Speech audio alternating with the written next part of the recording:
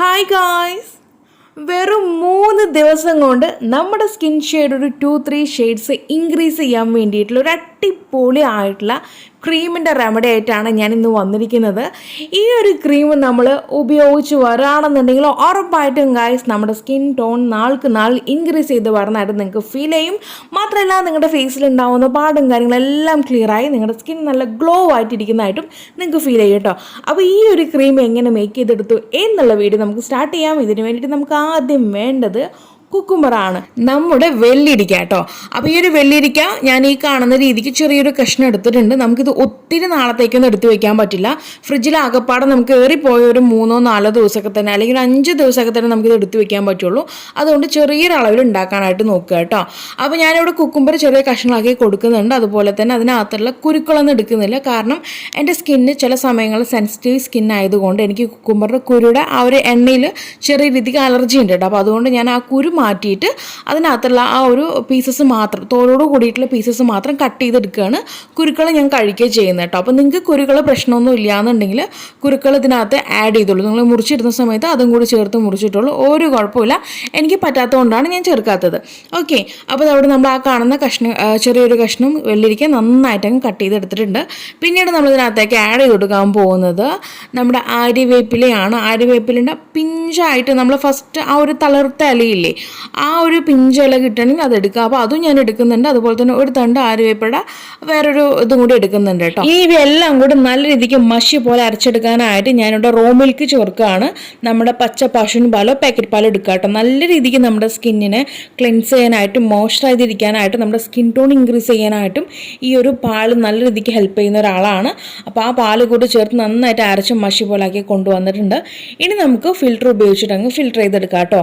Filter ചെയ്തതിന് ശേഷം നമുക്കിതിനകത്തേക്ക് ബാക്കി വന്നിട്ടുള്ള ആ ഒരു റോ മിൽക്ക് വേണമെങ്കിൽ ആഡ് ചെയ്യാം. കാരണം നമുക്കിതൊരു 3 അല്ലെങ്കിൽ 5 ദിവസം മാത്രമേ ഇത് എടുത്ത് വെക്കാൻ പറ്റുള്ളൂ. അതും ഫ്രിഡ്ജിനകത്ത് വേണം സ്റ്റോർ ചെയ്യാനായിട്ട്. ആയതുകൊണ്ട് നമുക്കിത് ഒത്തിരി ഉണ്ടാക്കി വെക്കാനും പറ്റില്ല. അപ്പോൾ നിങ്ങൾക്ക് നിങ്ങളുടെ അളവനുസരിച്ചിട്ട് നിങ്ങളതങ്ങ് ഉണ്ടാക്കട്ടെ. അപ്പോൾ ഞാനിവിടെ ചെറിയൊരു ക്വാണ്ടിറ്റിയിലാണ് ഉണ്ടാക്കി കാണിക്കുന്നത്. അപ്പോൾ ഇതാ കണ്ടല്ലോ, നമുക്കിത് എത്രത്തോളം കിട്ടിയിട്ടുണ്ട്. നമ്മൾ വേണ്ട പാലും അതുപോലെ തന്നെ കുക്കുംബറും ആര്യവേപ്പിലിൻ്റെ ഇലയും എല്ലാം നമ്മളിതിനകത്ത് ആഡ് ചെയ്തിട്ടുണ്ട്. ഇനി നമ്മളിതിനകത്ത് ചേർക്കുന്നത് ജലാറ്റിനാണ്. ജലാറ്റിൻ കയ്യിലുണ്ടെങ്കിൽ ഇത് ചേർക്കാം. അതല്ലാന്നുണ്ടെങ്കിൽ നിങ്ങൾക്ക് കോൺസ്റ്റാർച്ചിൻ്റെ പൗഡറോ അല്ലെങ്കിൽ കൂവപ്പൊടിയോ ഏതായാലും കുഴപ്പമൊന്നുമില്ല. നമുക്കിതൊന്ന് ഇച്ചിരി തിക്കായിട്ട് കിട്ടണം കേട്ടോ. ആലുവേരയൊക്കെ ചേർക്കുകയാണെങ്കിൽ ഒത്തിരി നമ്മൾ ചേർക്കേണ്ടി വരും, കാരണം ഇത്രയും ക്വാണ്ടിറ്റി ഉണ്ട്. അപ്പോൾ നമുക്ക് ഒത്തിരി ചേർക്കേണ്ടി വരും. അതുകൊണ്ട് നിങ്ങൾക്ക് ഇവിടെ ജലാറ്റിനോ അല്ലെങ്കിൽ ഈ പറഞ്ഞ കോൺഫ്ലവറോ കൂവപ്പൊടിയോ എങ്ങനെയായാലും കുഴപ്പമില്ല, നിങ്ങൾ അതുകൂടി ഇതിനകത്തേക്ക് ചേർത്ത് കൊടുക്കുക. അപ്പോൾ ഞാനിവിടെ ഒരു 1/2 ടീസ്പൂണോളം ജലാറ്റിൻ ചേർത്തിട്ട് നന്നായിട്ട് മിക്സ് ചെയ്യുകയാണ്. അതുപോലെ തന്നെ ഒരു സ്റ്റീൽ ബൗളിനകത്തേക്കാണ് നമ്മളത് ചേർത്ത് കൊടുക്കുന്നത്. കാരണം നമുക്കിതൊന്ന് ഡബിൾ ബോയിലിംഗ് മെത്തേഡ് വഴി ഒന്ന് മെൽറ്റ് ചെയ്തെടുക്കണം കേട്ടോ. ഇനിയിപ്പോൾ നിങ്ങൾക്ക് ഡബിൾ ബോയിലിംഗ് മെത്തേഡ് ചെയ്യാൻ താല്പര്യം ഇല്ലയെന്നുണ്ടെങ്കിൽ റോ മിൽക്കിന് നന്നായിട്ട് ചൂടാക്കിയതിന് ശേഷം അതിനകത്തേക്ക് ജലാറ്റിൻ ഇട്ടിട്ട് അതിനകത്തേക്ക് നമ്മുടെ ഈ ഒരു കൂട്ടങ്ങ് ആഡ് ചെയ്ത് കൊടുത്താൽ മതി. ആഡ് ചെയ്തിട്ട് ഒന്ന് നിങ്ങൾ ഒരു മണിക്കൂറെങ്കിലും നമ്മളിത് സെറ്റ് ആവാനായിട്ട് ഫ്രീസറിലോ അല്ലെങ്കിൽ പുറത്ത് തന്നെ വെച്ചിരുന്നാൽ മതി. അങ്ങനെയായാലും കുഴപ്പമൊന്നുമില്ല കേട്ടോ. അപ്പോൾ ഞാനിവിടെ എല്ലാം കൂടിയിട്ട് അങ്ങ് ഒന്നിച്ചങ്ങ് ചൂടാക്കുകയാണ്. നമ്മൾ ഡബിൾ ബോയിലിംഗ് മെത്തേഡ് വഴി ചൂടാക്കി കൊണ്ടുവന്നിട്ടുണ്ട്. ചെയ്യുന്ന സമയത്ത് ഏറ്റവും ലോ ഫ്ലെയിമിൽ അല്ലെങ്കിൽ മീഡിയം ഫ്ലെയിമിൽ ഇട്ട് വേണം ചെയ്യാനായിട്ട് കേട്ടോ. നന്നായിട്ടൊന്ന് ആ ഒരു നമ്മൾ ഇട്ട് കൊടുത്തിരിക്കുന്ന ജലാറ്റിൻ നന്നായിട്ടൊന്ന് മെൽട്ടായിട്ട് വന്നാൽ മതി കേട്ടോ.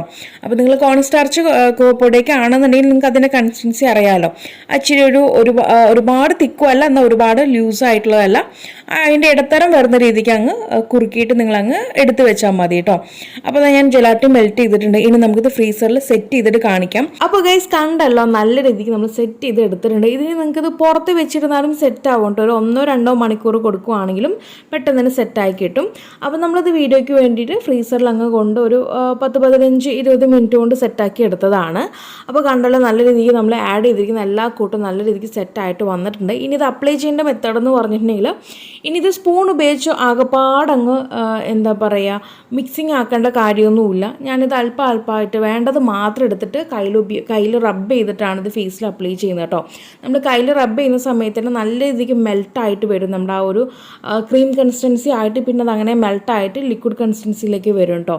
അപ്പോൾ ഈ രീതിയാണ് ഞാൻ അപ്ലൈ ചെയ്യുന്നത്. അപ്പോൾ അതാരും തന്നെ കൂട്ടിക്കുഴയ്ക്കേണ്ട കാര്യമില്ല. അത് നമ്മൾ ജെല്ലാക്കി എടുത്തതിന് ശേഷം ആരും മിക്സ് ചെയ്തിട്ട് അങ്ങ് സ്റ്റോർ ചെയ്യേണ്ട കാര്യമൊന്നുമില്ല. ഇതുപോലെ തന്നെ അങ്ങ് വെച്ചിരുന്നാൽ മതി. വേണ്ടപ്പോൾ മാത്രം എടുത്ത് നന്നായിട്ട് റബ്ബ് ചെയ്തിട്ട് ഫേസിൽ അപ്ലൈ ചെയ്താൽ മതി കേട്ടോ. അപ്പോൾ നമ്മൾ അപ്ലൈ ചെയ്യുന്ന സമയത്ത് നമുക്ക് നല്ല രീതിക്ക് സ്റ്റിക്കി ആയിട്ട് ഫീൽ ചെയ്യും. പക്ഷെ ഇത് ഉണങ്ങുന്ന സമയത്ത് നന്നായിട്ട് തന്നെ സെറ്റായിട്ടിരിക്കും. അപ്പോൾ നമുക്കിങ്ങനെ തൊട്ട് കഴിഞ്ഞാൽ ഇങ്ങനെ ഒട്ടുന്ന ഫീലൊന്നും ഉണ്ടാവില്ല. അത് എന്താ പറയുക, ഉണങ്ങാത്ത സമയത്ത് തന്നെ, അത് ഡ്രൈ ആവാത്ത സമയത്ത് തന്നെ നമ്മൾ തൊടുമ്പോൾ നമുക്ക് നല്ല സ്റ്റിക്കി ഫീൽ ആയിരിക്കും. അപ്പോൾ അതുകൊണ്ട് ആരും ടെൻഷൻ ആവേണ്ട. കുറച്ച് സമയം എടുക്കുമ്പോൾ ഒരു 5 മിനിറ്റ് ആകുമ്പോൾ തന്നെ നമുക്ക് നന്നായിട്ട് അങ്ങ് ഫേസ് ഡ്രൈ ആയി കഴിയുമ്പോൾ അതെല്ലാം ശരിയാവും. അതുപോലെ തന്നെ ഇതിനകത്തേക്ക് നിങ്ങൾക്ക് ഓയിലൊക്കെ വേണമെങ്കിൽ ആഡ് ചെയ്ത് കൊടുക്കുക കേട്ടോ. നമുക്ക് ആ ഒരു കൂട്ട് നമ്മളത് തണുക്കാനായിട്ട് സമയം കൊടുക്കില്ല. ആ ചൂടോട് കൂട്ടി നമ്മൾ പുറത്തേക്ക് വയ്ക്കുന്ന സമയത്ത് തണുക്കാനായിട്ട് സമയം കൊടുക്കില്ല. അന്നേരം നിങ്ങൾക്ക് ഇതിനകത്തേക്ക് ഓയിൽ ആഡ് ചെയ്ത് നന്നായിട്ട് മിക്സ് ചെയ്തിട്ട് തണുപ്പിക്കാൻ വെച്ചാൽ മതി കേട്ടോ. അപ്പോൾ ഈ രീതിക്ക് നമുക്ക് നന്നായിട്ട് ചെയ്യുകയാണെങ്കിലും നല്ല രീതിക്ക് ആ ഒരു മോയ്സ്ചറായിട്ട് ഇരിക്കുകയും ചെയ്യും. കാര്യം ഡ്രൈ സ്കിന്നുകാർക്കാണ് ഓയിലിൻ്റെ ആവശ്യമുള്ളത്. അപ്പോൾ നിങ്ങൾക്ക് താല്പര്യം ഉണ്ടെങ്കിൽ അതുകൂടി ഇതിനകത്തേക്ക് ആഡ് ചെയ്യാം. അപ്പോൾ ഗൈസ് അത്രയേ ഉള്ളൂ. അപ്പോൾ എന്നും നിങ്ങൾക്ക് രാത്രി ഇത് അപ്ലൈ ചെയ്തിട്ട് ലീവ് ചെയ്ത് പിറ്റേന്ന് രാവിലെ നിങ്ങൾക്ക് കഴുകിക്കളയാം. അതല്ലാന്നുണ്ടെങ്കിൽ നിങ്ങൾക്ക് ഇച്ചിരി അങ്ങ് കട്ടിയിലങ്ങ് എടുത്ത് അപ്ലൈ ചെയ്യാം കേട്ടോ. നല്ല രീതിയിൽ കട്ടിയിൽ അപ്ലൈ ചെയ്യാം. ഡ്രൈ ആവുന്നതിനനുസരിച്ചിട്ട് വീണ്ടും റീ അപ്ലൈ ചെയ്ത് കൊടുക്കുക. ഈ രീതിക്ക് ചെയ്തിട്ട് നിങ്ങളൊരു 20-25 മിനിറ്റൊക്കെ കഴിഞ്ഞ ശേഷം വാഷ് ചെയ്ത് വരാവുന്നതാണ്. അപ്പോൾ ഈ 2 മെത്തേഡിൽ ഏതെങ്കിലും ഒരു മെത്തേഡ് നിങ്ങൾ ഫോളോ ചെയ്യുക. ഉറപ്പായിട്ടും ഒരു 3 to 4 ഡേയ്സ് കഴിയുമ്പോൾ നിങ്ങളുടെ സ്കിന്നിലത്തെ ആ ഒരു ചേഞ്ച് നിങ്ങൾക്ക് കാണാൻ പറ്റും. അപ്പോൾ നിങ്ങൾ ഉറപ്പായിട്ടും ഈ ഒരു വീഡിയോയുടെ താഴെ വന്ന് അറിയിക്കാൻ മറക്കരുത് നിങ്ങളുടെ സ്കിന്നിലുണ്ടായിട്ടുള്ള മാറ്റങ്ങൾ എന്തൊക്കെയാണെന്നുള്ളത്. ഞാൻ കാത്തിരിക്കും. അപ്പോൾ ഗൈസ് നമുക്ക് ഇനിയൊരു പുതിയ വെറൈറ്റി വീഡിയോയുമായി കാണുന്നവരേക്കും tata bye bye from Shamna.